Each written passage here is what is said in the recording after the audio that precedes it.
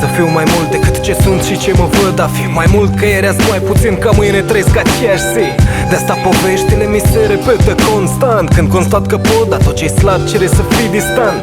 Ea m-a cunoscut, nu m-a recunoscut, când tot ce-am avut am lăsat pierdut și n-a fost loc de virgulă, punct. Știi că o suferință te face mai tare dacă poți să stai pe picioare chiar dacă ai rămas cu mâinile goale. Pe vioara asta-i poezia ta, femeie, pa, femeie, nici umbră nu vei fi când tine n-ai scânteie. Ai fost unică ca toate celelalte, evident că fac cacofonii, blasfemii meritate.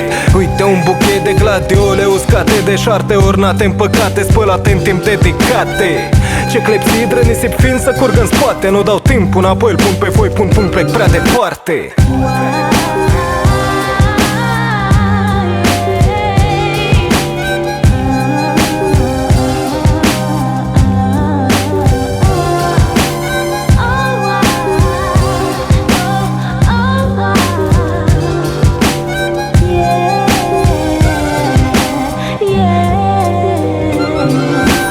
N-am vrut să cred că adevărul e brut și atât. Și cine încearcă să-mi schimbe se minte pe sine că s-a putut. N-am vrut să cred că încerc să schimb, am vrut mai mult. Și dacă am cerut de la mine, de unde dai tu ce n-ai avut? Nu dai, mimezi, vezi să nu crezi cumva că sorb sau corb, să savurezi un leș, sau dacă mi-arăți o treabă să o sorb. Și dacă simun nu-s nebun, drum bun îmi fac singur. Nebunia mea, luciditatea, te asigur. Cine ești tu?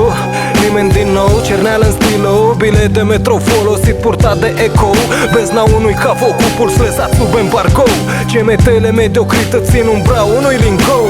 Pustie în chirie, dar n-am balaj de cadou.